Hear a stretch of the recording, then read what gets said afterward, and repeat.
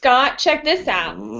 Oh, she's even going to growl at me. This is Bailey. Bailey is my 13-year-old rat terrier who just won't leave my lap today. So you might see her ears throughout the show, and I'm glad about that. She's a good cuddler. How are you doing, Scott? I set things up for the introduction, and when I did that, I thought I could talk through the echo, but I just did too many other things. I'm very happy to meet Bailey. I had visions of Bailey being a much bigger dog, though. She's my little lap dog. She's a golden oldie, and we just had a pet sitter the other day, and she was like, "Are you sure she's 13?" I was like, "Yeah, we've had her whole life." I'm nervous about the open. Let's see if we can get it going, okay? Okay, let's do it. Okay. Wish me luck, as Love. usual.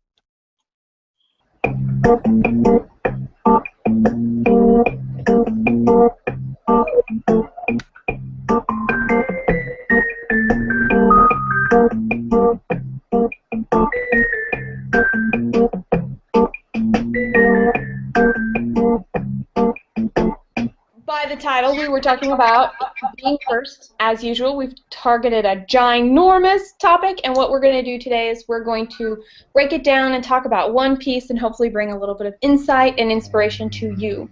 So, Scott, what was exciting to you about this topic when we were in our initial planning stages? I'll share a few things about myself. There was a period of time in my career that I was driving shuttle because I needed to. It was between career jobs, and you have to keep food on the table. And I happened to be a shuttle driver for Amazon. And Amazon has its world headquarters in Seattle, and this was in a time when they were very young and very energetic. And it was really nice getting to know the Amazon culture as a shuttle bus driver. I was also in a career change. Remember, we had an episode a couple of weeks ago about how you can have 2, 3, 4 careers during one. Yeah. Well, this was one of my career transitions.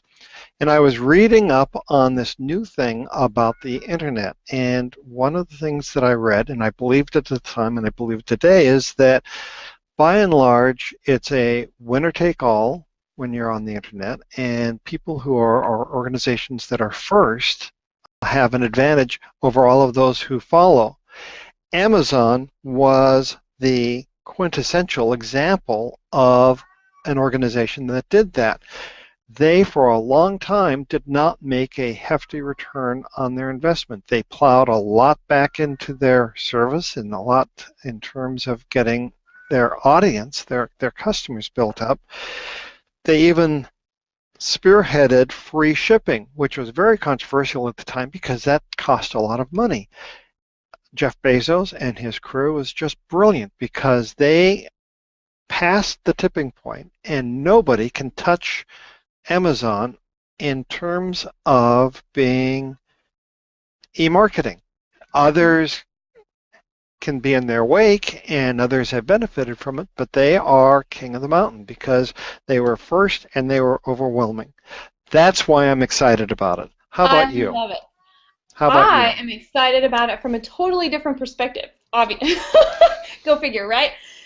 And I look at it more from the side of when I'm thinking about a small business, and Amazon is awesome, and they had all these investors and they had all of these resources. So when I look at it, I'm like, well, now how can this really help me and you and everybody who has just themselves or 1 or 2 people and they're aspiring to be bigger like Amazon and have more resources to spend? And so the way that we are creative about it, the things that we go out of our way to do that are different, is really what sets us apart. And if we can find that niche, and if we can, for ourselves, that is underserved or undiscovered, and we can be first, we are setting the stage.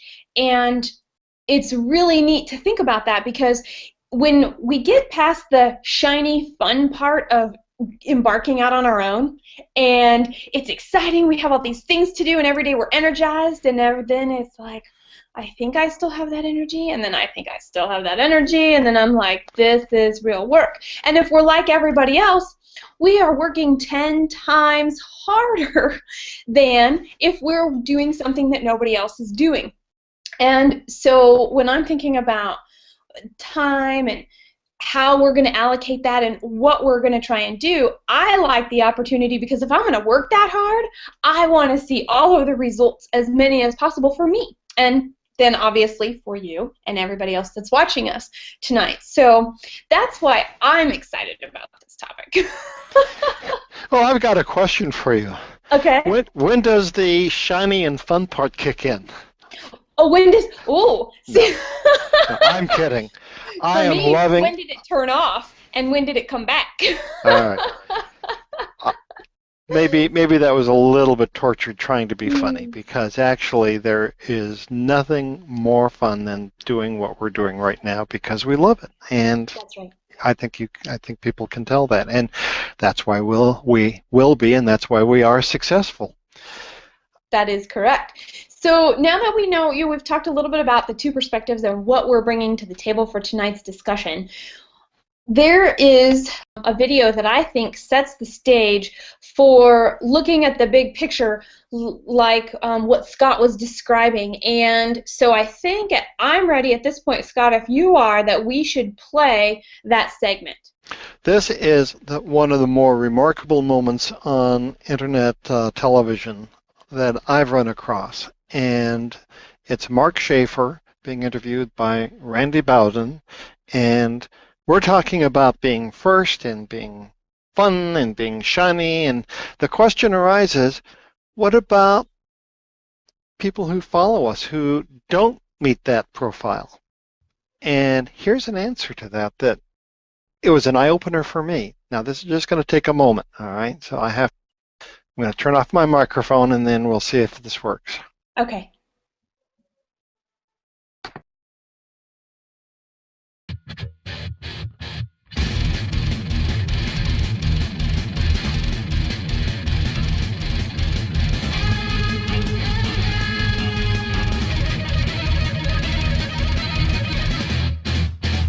What comes after content marketing? Here's the dirty little secret that nobody wants to talk about, is that you don't necessarily have to be good at this. You don't necessarily have to have the best content. You don't necessarily have to have the best product. You need to be first, and you need to be overwhelming. Now, if you're second, and you have a better product, and you have a better content, what do? Not easy. Not easy. So, I mean, the first lesson is, if you haven't really caught the wave, you better get in. You better get in. If you don't understand it, you better understand it. Now, I think over time that the problem will solve to some extent, because right now Google is rewarding volume and consistency, okay? And there are ways to kind of have some cheats around the social shares and the links, and that provide signals to Google about validation. I think they're going to figure that out over time. I think there is going to be an opportunity for good quality content to thrive in the face of someone who's overwhelming. But I gave the example on the last podcast called about the content mill, about this person that I saw who was, I introduced himself as a social media expert, and how he created, I think it was 63 pieces of content over a 7-minute video interview with a dentist. Okay, so he transcribed it, he made it into blog posts, he made it into ebooks, he made it into blah blah blah blah blah. Okay, now is that doing anybody any good? No, but he's first and he's overwhelming and he's owning the Google results in that town for that dental procedure. So if you're really a better dentist, what do? What comes next? What what are your strategies? So that's what I've been thinking a lot about is how do you help businesses that weren't there first, that didn't understand, but they truly have a great product and service. What do you do when maybe even advertising isn't an alternative anymore?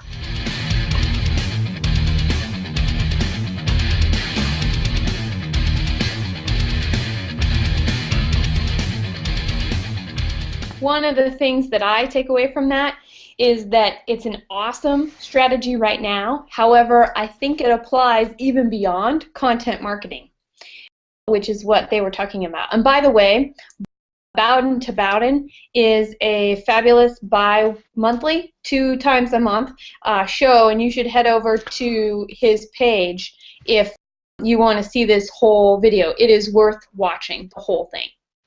I second that. I second that. It's marketer to marketer, Bowden to Bowden, and well worth it. In fact, I just realized he has a hangout tonight, and I hadn't realized it. But one of the good things is we can watch it in replay or on demand. So that's exactly right. Yeah. So when we're thinking about that, and what do we do when we're second? So that's the context that I took this, at least this clip. Let's think about just this clip versus the whole video, because I think, Scott, you and I both saw that one. It was talking about content and how do we get content how do we get content to get found in search engines the most? Would you take that away from this, or do you take more away from it than that? are you asking about the clip that we just saw or the entire program? No, just the clip that we Just saw. the clip. Mm-hmm. What I took away from it is that Mark is reading the tea leaves or looking on the horizon and saying that there's going to be a lot of Johnny-come-latelys that are going to need to fit into the future, and they will, inevitably. And I saw him as being optimistic that as Google gets better with what is semantic search, those who are meritorious, it's a meritocracy, will tend to dominate or will tend to prevail, which is a very optimistic point of view for the future, especially for people who can excel. That's, I guess, what I took from that. That's awesome, and I agree with you. And I'm thinking, so with you and me and our businesses being online and mostly online, it's a different ball game than if I have a hair salon, or I have a shoe store, or I have a jewelry store, or I'm a lawyer, or I'm a counselor. And so when I'm thinking about some of this stuff in relationship to that and how much of the business then is offline, how do you make the time to be online, to be first, and to be overwhelming? Because it sounds hard. And I have been thinking about that for the last week since we picked this topic. And realistically, I actually think the bar is a little lower when the main core business is not online, because it's harder to get online. And unless you have a big staff, and unless you've been there for a long time, and unless you have a strategy you're consistent about, the bar, which not in the grand scheme of things, 20%, 30% of businesses do. So there's a huge opportunity to find a place to be different, to find a place to be first, and to really take advantage of that opportunity regardless of industry and regardless of whether you're online or offline. Building that community and building that content is possible. Well, you continue every week, and this week is no exception, to come up with just some brilliant observations. And that's one of them.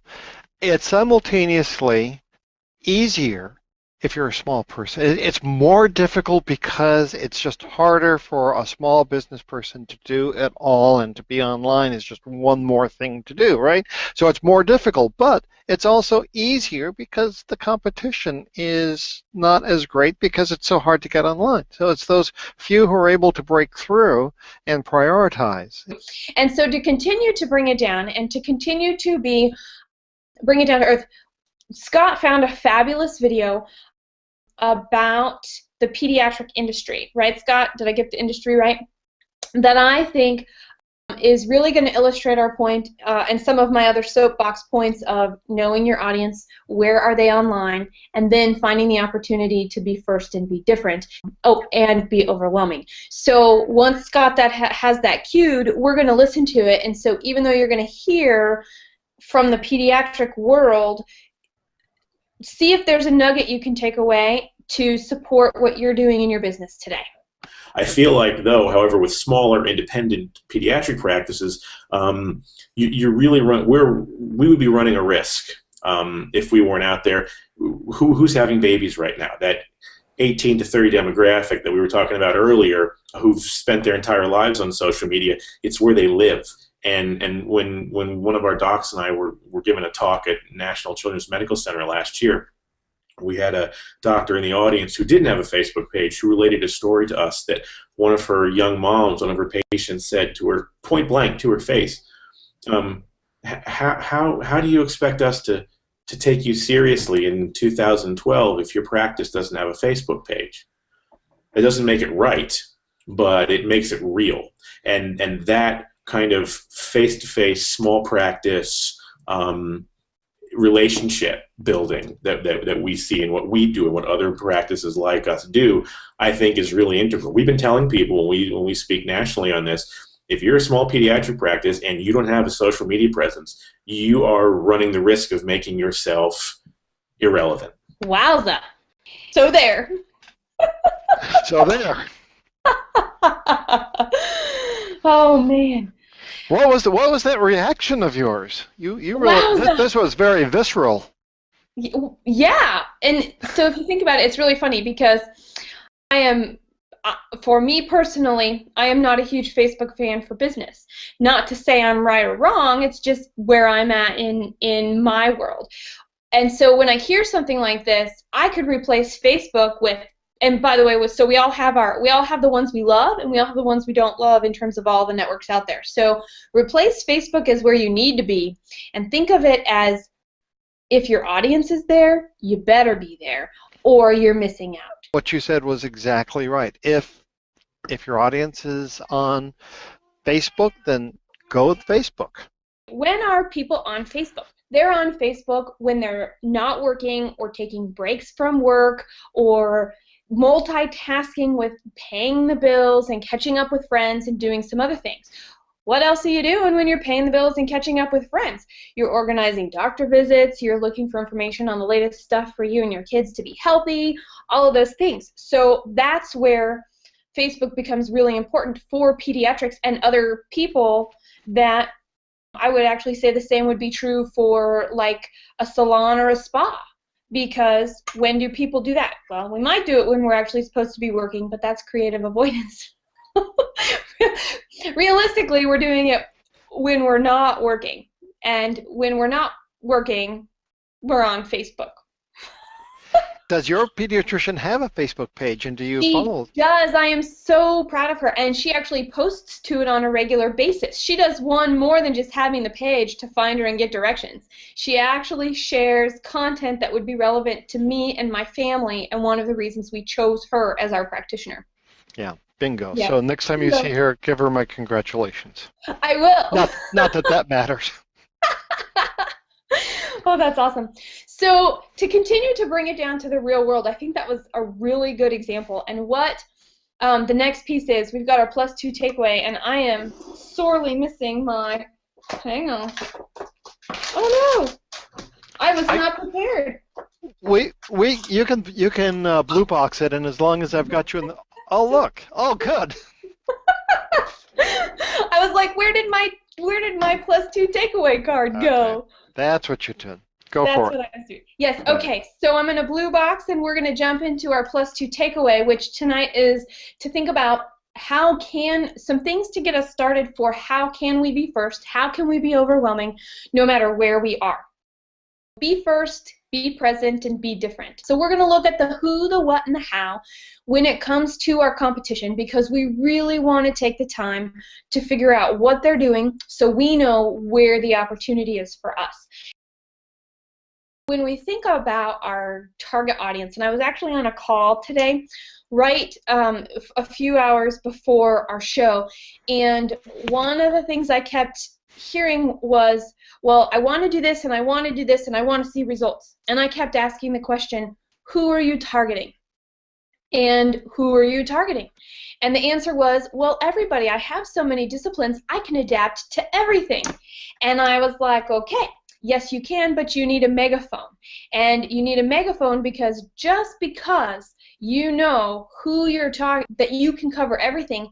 If you're saying you do everything and everybody else is saying they do everything or stuff like you, what makes you different? What makes you different? So having a message that is specific to a target market segment is a way to open the door to conversation for more information and a way to talk to you to find out about your other disciplines.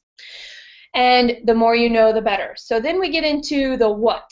How are we doing it? Let's take social media as an example. There are a ton of social media people out there that do social media in some way, shape, or form in relationship to the service that they offer.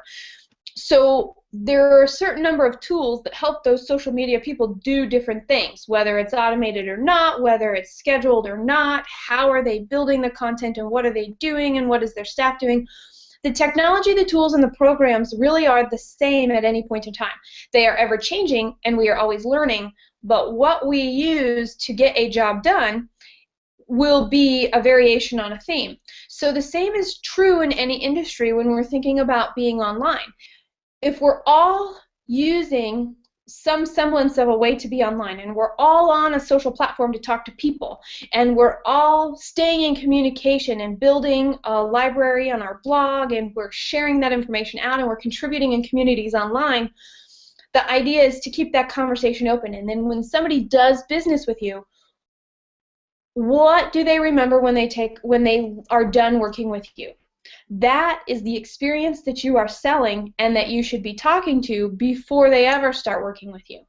And so when we think about that, that's where some of the strategy comes into place. So the next piece of the how is going to be like, okay, so you got to really look in the mirror. You've got to look in your mirror and you've got to say, I know I put on a little bit of lipstick before this because I wanted to spruce myself up.